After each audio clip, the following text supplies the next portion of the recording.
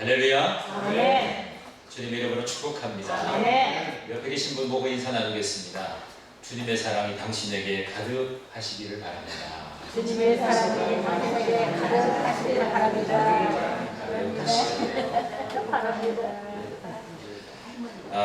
이제 2014년 상반기를 우리가 마치고 이제 하반기를 준비하게 됩니다. 오늘은 6월 마지막 주일이면서 상반기를 결산하는 그런 날이지요.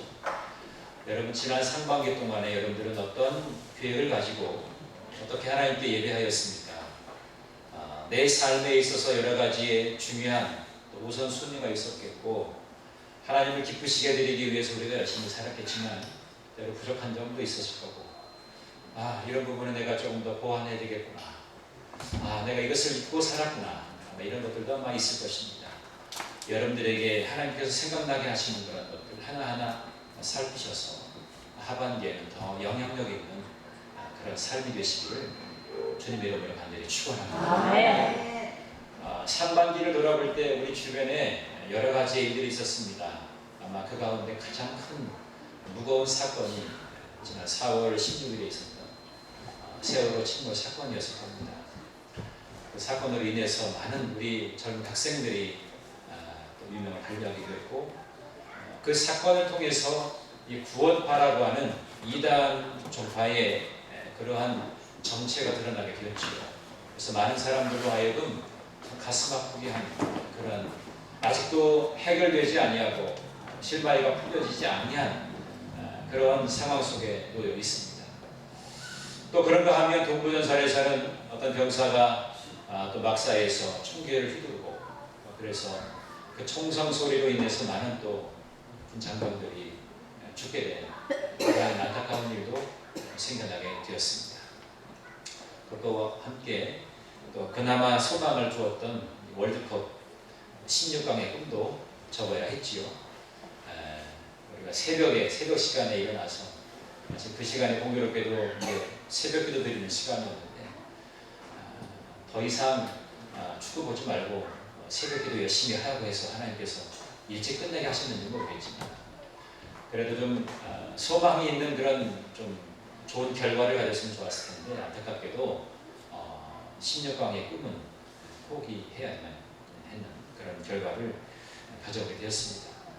중요한 것은 뭐냐면, 우리가 이 상반기를 마치면서 하나님이 정말 우리에게 무엇을 요구하시는지 그것에 대해서 귀를 기울일 수 있는 그런 시간이 우리에게 필요하다는 것입니다.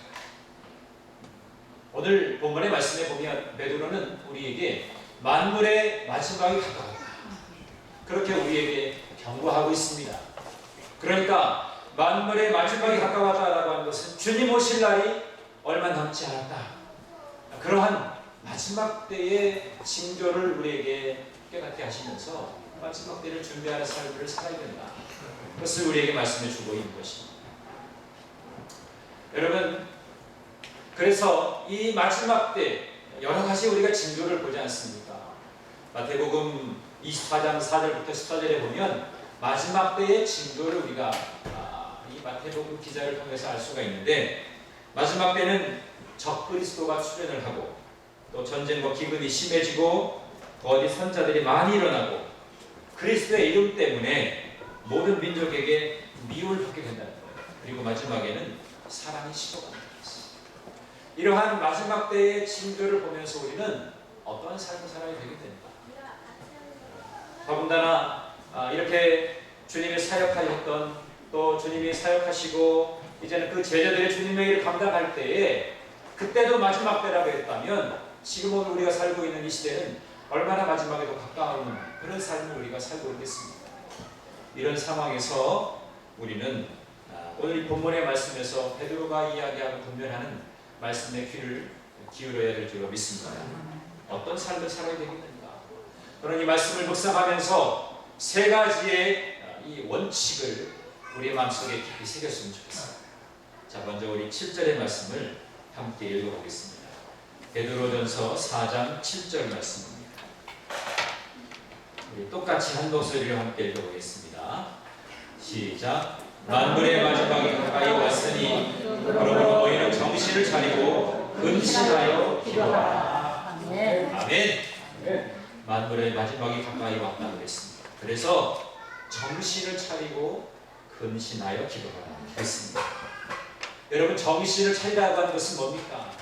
오늘 우리의 삶을 봐도 내 자신이 정신이 없어요.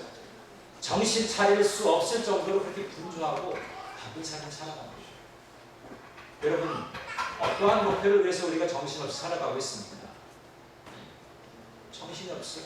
내 자신을 추스릴 수 있는 그런 여건과 환경이 나를 그렇게 내버려 두지 않아요. 그래서 나는 거기에 빠져가지고 정신없는 삶을 살아갑니다. 그러니까 오늘 베드로는 정신을 차려라. 이 혼란하고 혼돈한 세상 가운데에서 내 자신의 내면의 질서를 세우고 하나님 앞에서 내 자신을 온전하게 드릴 수 있는 마음으로 정신을 차립니다. 오늘날에 우리가 세상을 살아가다 보면 너무나 질서가 없어요. 어떤 것이 옳은 것이고 어떤 것이 그른 것인지에 관한 전혀 준비되어 있는 마음들이 없어요. 그래서 참 혼란스러워요. 여러분, 우리는 정신을 차릴 줄 알아요. 그리고 근신하라고 했어요. 근신이라고 하는 말은 뭡니까? 말이나 행동에 있어서 삼가고 늘 조심하라. 항상 우리는 조심하라. 그래서 그러한 상황에서 정신을 차리고 그 다음에 근신해서 기도하라. 그냥 기도하라는 것이 아니라 정신 차리고 근신해서 기도하라. 그냥 몽롱한 상태에서 기도하는 것은 기도가 아니란 말이에요. 하나님께서 그렇게 역사하십니다. 여러분, 우리가 분명한 목적의식을 가지고 우리가 기도하게 되면 내가 무엇을 위해서 살아야 되는지, 또 내가 무엇을 먼저 해야 될지, 또 하나님께서 나를 향한 계획이 뭔지 이것을 우리가 발견할 수가 있습니다. 저도 새벽에 이제 말씀을 나누고 기도하는 자리에서 깊이 있게 기도하다 보면 하나님이 오늘 이 하루에 내가 무엇을 해야 할지 하나님께서 들려주세요. 세상의 소리를 끊고 하나님의 음성을 들으려고 하면 하나님이 우리에게 들려주시는 음성이다. 하나님의 음성에 우리가 민감해야 돼요. 세상의 음성에 우리가, 세상의 소리에 우리가 민감하다 보면 하나님이 원하시는 뜻을 이해하지 못해요. 결국에 그러다 보면 내 자신의 삶을 온전하게 영위할 수가 없는 거예요. 우리의 삶이라고 하는 것은 하나님의 주권 아래에 있어요. 믿으십니까? 네. 우리의 삶을 주장하시고 인도하시는 분은 하나님이십니다. 네. 그렇기 때문에 우리는 하나님의 인도를 따라야 돼요. 네. 세상의 인도를 따르는 것이 아니라 하나님의 인도를 따르는 삶이 필요하다. 그러기 위해서 우리는 정신을 차리고 근신해서 우리가 기도해야 되는 것입니다. 여러분, 기도하는 것이 중요한 것이 아니라 기도로 살아가는 삶이 중요합니다. 기도라고 하는 것은 내 삶에 항상 습관이 되어 있어요. 그래서 뭔가 하나님 앞에 보여줄 수 있는 나의 믿음이 되어야 한다는 것입니다. 여러분, 주님께서 공생애를 하시면서 많은 사람들의 그 영혼을, 병든 영혼들을 살려주셨어요. 무엇을 보시고? 그의 믿음을 보셨다고 했어요. 우리가 주님 앞에 우리의 믿음을 보여야 돼요. 내 기도의 생활을 통해서 나의 믿음의 모습을 보여드려야 돼요. 그것이 우리에게 필요한 거예요. 이번에 월드컵을 치르면서 혹시 나왔습니다. 여러분, 우리나라 피파 랭킹이 몇 위인지 아세요? 네? 52위? 또 59위.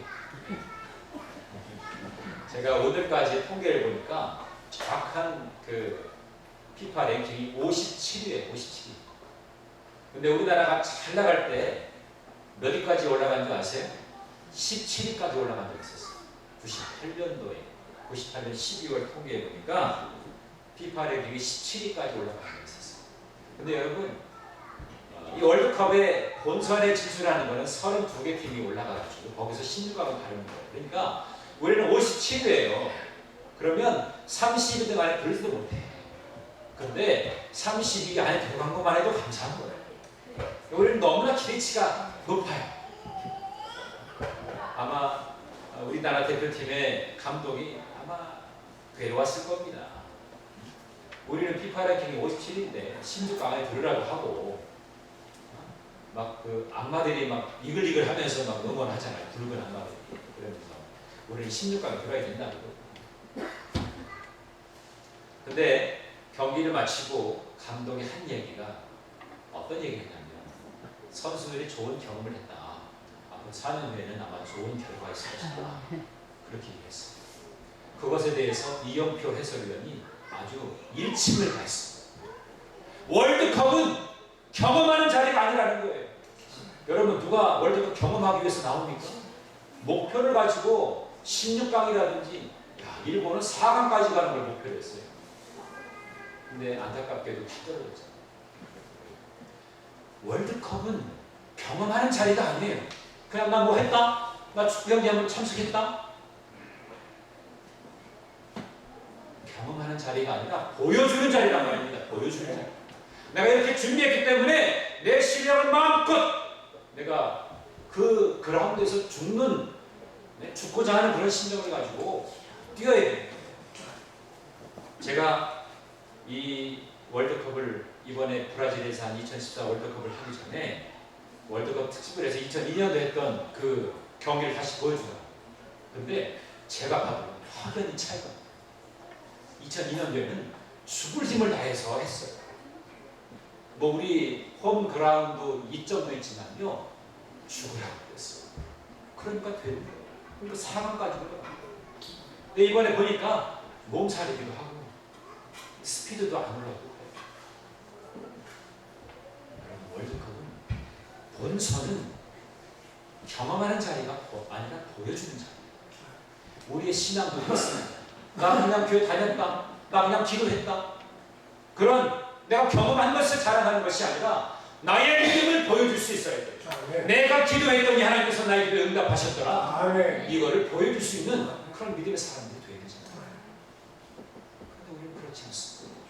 나는 기도하지 않으면서 하나님께서 무엇인가 해주길 바라는 그러한 욕망만 가득하는 거예요.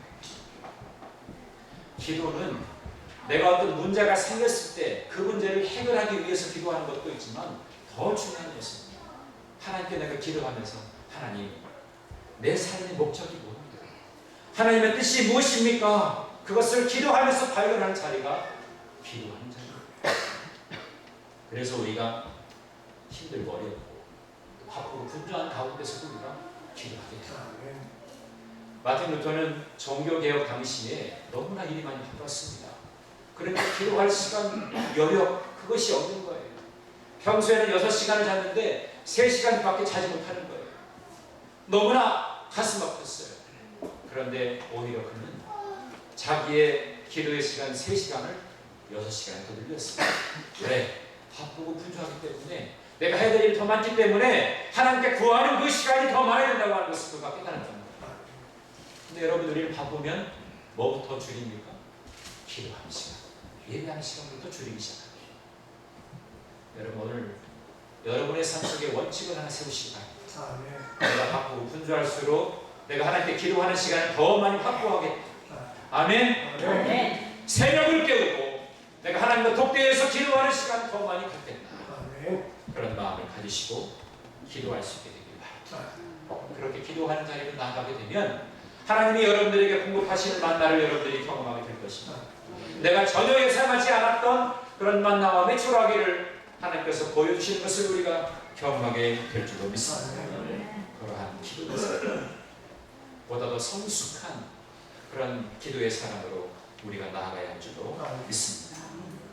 근데 여러분, 우리가 기도하는 자리를 사수하지 아니하면 마귀가 그 자리를 빼앗습니다. 마귀에게 내가 피랍되는 거예요.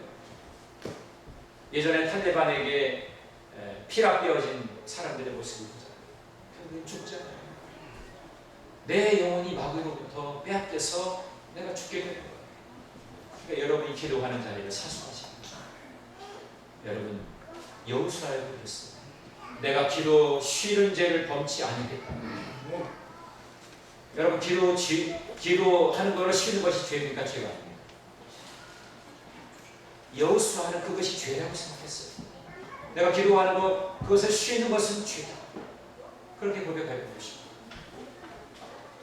평생에 내 삶을 주장하시고 인도하시는 분이 하나님이시기 때문에 그 하나님의 인도를 받지 아니하면 나는 살 수 없어요.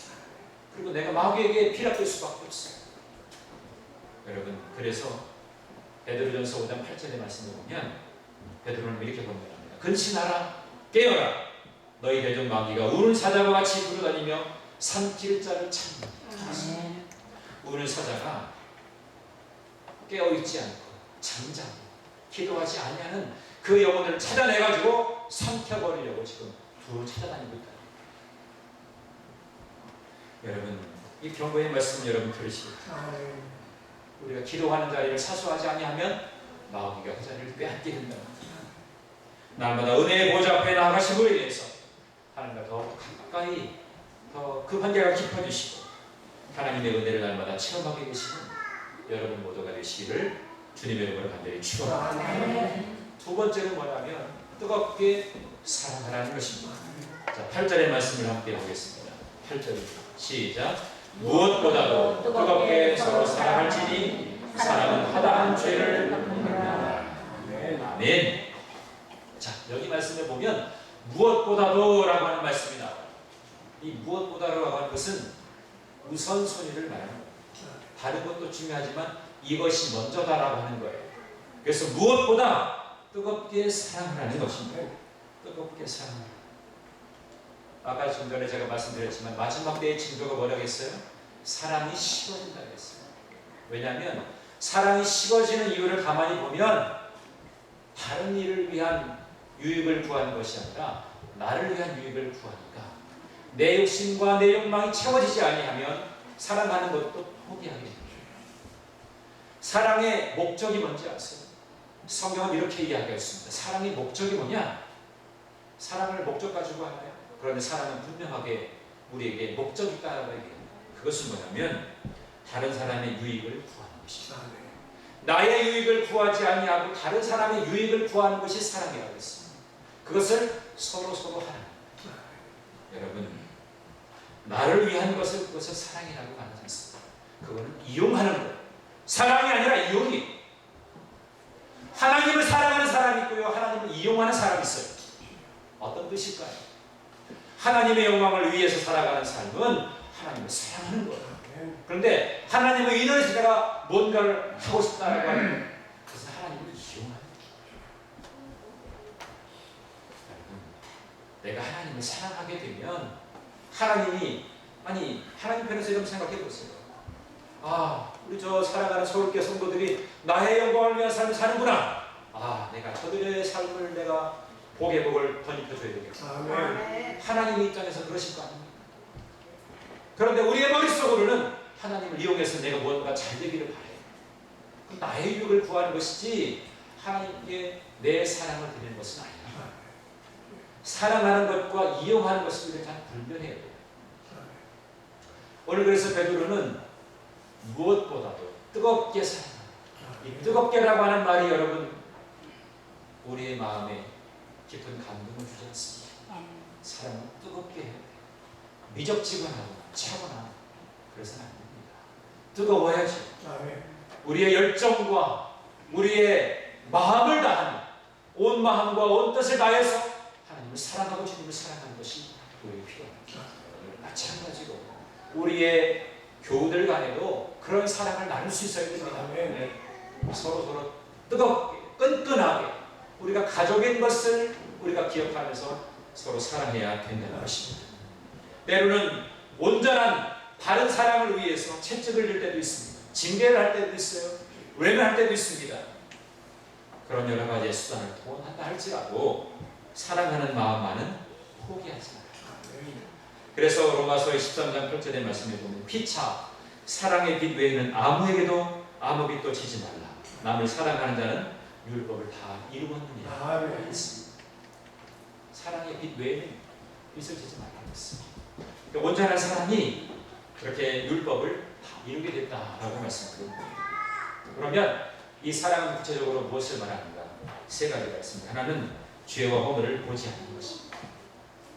사랑하는 마음이 있으면 죄와 허물이 보이지 않습니다. 그러니까 사랑은 망원경으로 보는 것이고요, 미움은 현미경으로 보는 거라고 얘기합니다. 망원경으로 보게 되면 멀리 있는 물체를 가까이 보기 때문에 뚜렷하게 보이지 않아요. 그 형체는 보이지만 예, 우리 잘 아는 얘기 중에 뽀샷이라는 말 하지 않습니까? 포토샵으로 이렇게 점도 많고 흉도 많은 거를 다 이렇게 맺고 요즘에 보면 다 뭐 그 예전에 사진관 그렇지 않았지만 요즘에는 기계들이 좋아져가지고 사진을 찍으면 이 사람 그 사람인가 할 정도예요. 붓도 발라주고요, 뭐 잡티나 뭐 여드름이나 모든 자국들 다 지워주고요. 깨끗하게 풀어요. 근데 현미경은 어떻습니까? 우리 손을 딱 볼 때는 세균이 없는 것 같잖아요. 현미경으로 보면 어떻습니까? 세균이 득실득실해요. 제가 모르긴 몰라도 여러분 손바닥에 세균이 많을 거예요. 여러분 다음부터 우리 재단에 보실 때 화장실에 손 씻고 들어오세요. 세균들이 많아요. 현미경으로 보면 그런 수많은 미세한 세균들이 엄청나게 많은 것을 우리가 알 수 있다. 사람은 망원경으로 봅니다. 그 사람의 좀 죄가 있고 허물이 있어서 그걸 이렇게 가려주는 거죠. 그런데 미움은 하나하나 꼼꼼하게 다 살피는 겁니다. 이것도 저것도 이것도 이것도 다 꼬집어내요. 그게 미움이라는 거죠. 오늘 저와 여러분은 미움의 마음이 아니라 사랑의 마음으로 우리 성도들을 살필 수 있게 되기를 간절히 바랍니다. 그래서 여러분, 나도 남보다 특별히 잘난 거 없어요. 우리 모두는 다 주님 아래에 있을 때 다 모두가 똑같아요. 저 역시도 이 재단에 서 있지만 저도 부끄러워요. 제가 여러분 왜 날도 더운데 이 가운을 입고 있는지 아세요? 내 허물이 너무 많아서 여러분들에게 허물 다 보일까봐 제가 이 감추려고 제가 이거 입고 있는 거예요. 제가. 우리 서가대원들도 찬양대원들도 제가 볼 때는 저는 투시의 은사가 없어요. 저분이 뭐가 죄가 있는지 잘 몰라요. 가운을 입고 있으면 제 영안이 다 흐려져서 그냥 맑게만 보여요. 그렇습니다. 우리 모두는 다 부족해요. 연약해요. 그렇기 때문에 서로 격려가 필요하잖아요. 자, 옆에 분 보시면서 축복하겠습니다. 당신의 격려가 필요합니다. 인사 나눠보십시오. 당신의 격려가 필요합니다. 옆에 분의 격려가 필요한 거예요. 내가 부족하기 때문에 그런 것이죠. 허물을 드러내면 서로 불행해지지만 허물을 덮어주면 서로가 행복해지기 때문에 우리가 서로 행복해지는 길을 찾아야 합니다. 두 번째로는 사랑은 상처를 기억하지 않는 것입니다. 그러니까 사랑이라고 하는 건 과거 지향적이 아니라 미래 지향적이 되어야 된다는 것입니다. 허다한 죄를 덮기도 하지만 과거의 상처를 금방 잊게 만드는 것이죠. 그래서 믿음의 사람들은 감사한 일은 오래 잘 기억하고 원망스러운 일은 금방 잊어버립니다. 근데 이게 순서가 바뀌어요. 이게 지금 신앙생활을 온전하게 하지 못하는 사람들은 이게 바뀌어요. 그래서 감사한 일은 금방 잊어버리고 원망스러운 일은 오래도록 잘 기억합니다. 이게 문제예요. 제가 첫 목회를 하면서 어느 가정에 신방을 했는데 그분이 정신이 온전할 때는요 다들 감사하다고 해요. 그런데 이게 몸에 술 한 잔 들어가고 몇 잔 들어가다 보면 아니 지난 과거에 자기가 상처받은 것들 모든 것들 다 총동원해가지고 토해내는 거예요. 난 그렇게 기억력이 탁월한 건 난 처음 봤어요. 여러분 한번 집에 가서 한번 실험을 해보세요. 기억이 안 나거나 술을 잔뜩 갖다 놓고 한번 마셔보세요. 옛날에 과거에 생각이 나는지. 아니 어떻게 뭐 몇 날 몇 시에 어떤 일이 있었다라고 하는 걸 아주 정확하게 기억해내요. 세상에 취해 있고 악한 것에 취해 있으면 내가 하나님께로부터 공급받은 그 은혜는 잠깐이야.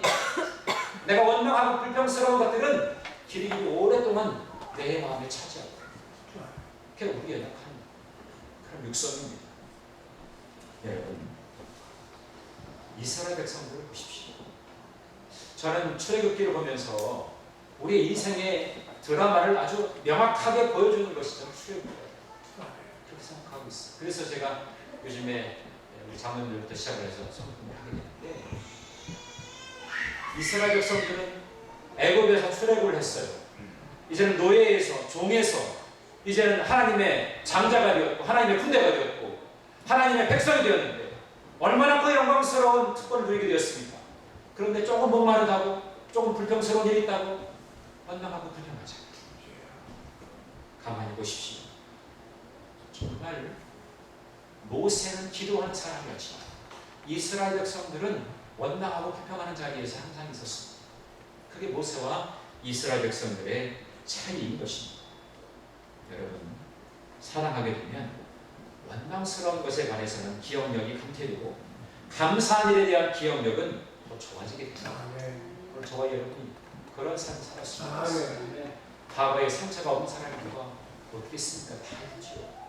또 뭐 성도간에 교제하다 보면 생겨날 수 있는 여러 가지 아픔도 있지요. 그런데 우리가 주님의 제자가 된다는 것은 뭐라고 말씀합니까? 자기를 부인하고 자기 십자가를 지고 나를 따르겠습니다. 주님은 그냥 따르러 가지 않았습니다. 나를 부인한다는 것은 뭡니까? 내 자아, 내 죽지 않은 육성이 죽어져야 된다. 내 안에 그래서 그리스도께서 살아계시고, 그래서 내가 감당해야 될 십자가가 있다는 거예요. 그거를 지고서 주님을 따르는 것이 제자의 삶인 것입니다. 막연하게 따르는 것이 아니에요. 바울과 바나바를 따라서 함께 전도 여행을 했던 마가를 아시죠? 첫 번째 여행 때 마가는 그런 환상을 가졌어요. 야, 바울과 바나바를 따라가지고 이게 선교 여행을 하게 되면 영광스러운 일이 있겠지 라고 했는데, 따르다 보니까 복음을 전하다가 제대로 먹지도 못하지요. 잠자리도 불편하죠. 매를 맞지요. 감옥에 갇히기도 하죠. 결국 돌아왔어요. 자기는 영광스러운 일이라고 생각했는데 그 십자가가 자기가 있음에도 그걸 져야 된다고 하는 것을 전혀 몰랐죠. 그렇기 때문에 중도에서 포기하고 되돌아볼 수밖에 없었던 것입니다. 그러나 그가 성령으로 충만하고 그가 기도하고 다시금 자기에게 주어졌을 때 제1차 전도 여행 때는 바울을 따라서 온전하게 그 선교 여행을 하게 된 것이죠. 자기 십자가를 지고 따르니까 결국에는 그 영광스러운 선교 여행이 좋은 열매를 맺게 된 줄로 믿습니다. 사랑은 지난 과거의 상처를 기억하지 않는 것입니다. 마지막 세 번째로는 서로 대접하고 봉사하는 것. 서로 오늘 9절의 말씀 보니까 대접하기를 원망 없이 하고 그랬습니다. 대접하는 것에 대해서 원망 없이 하십시오. 제가 가만히 봐도요, 사람의 마음을 내가 품을 수 있고 사람의 마음을 얻을 수 있는 것은요, 부지런히 대접하는 게 중요해요. 사람의 마음을 얻을 수 있는 거예요. 예전에 그 웰컴 투 동막골이라고 하는 옛날 영화가 있었잖아요. 조그만 촌에 그 촌장이 있었는데 그 촌장에 나이 많으신 그 할아버지가 뭐 한마디 하면은 그 모든 주민들이 다 말듣는 거예요. 그것을 이제 그 공사원이 신기한 거죠. 어떻게 이 할아버지의 말을 다 잘 듣는가. 아니, 할아버지의 리더십이 뭡니까? 물어보니까 뭐 있겠습니까? 그냥 매기는 게 최고죠. 잘 매기니까 잘 듣는다. 뭡니까? 대접하면 사람들이 따르게 된다는 것입니다. 왜? 대접하는 순간에 그 사람, 대접하는 사람의 마음을 알거든요. 근데 우리는 대접받기는 좋아하는데 대접하려고 하지 않아요. 그러니까 그 사람의 마음을 얻을 수가 없는 거예요. 나만 받기만 좋아하고 누구한테 줘본 적은 없으면서 왜 저 사람이 나한테 그렇게 함부로 말해? 이렇게 얘기할 수 있습니다. 그거는 옳지 않아요. 내가 정말 사랑의 따뜻한 격려와 축복을 하고 그 사람을 위해서 내가 대접 한번 해봤습니다. 그렇지 않으면서 내가 다른 것을 내가 꿈꾼다면 내가 먼저 해야 될 것이 무엇인가. 그래서 오늘 말씀에 서로 대접하고 봉사하는데 원망 없이 하는 것들에게 말씀을 주는 것입니다. 여러분, 하나님께서 우리에게 은혜와 은사를 왜 주셨을까요? 우리가 선한 청지기 같이 서로 봉사하라고 우리에게 은혜와 은사를 주셨어요. 오늘 10절에 그렇게 말씀하고 있죠. 각각 은사를 받은 대로 하나님의 여러 가지 은혜를 맡은 선한 청지기 같이 봉사하라 그랬습니다. 우리에게 은사를 주신 이유를 우리가 분명히 알고 서로 대접하는 일에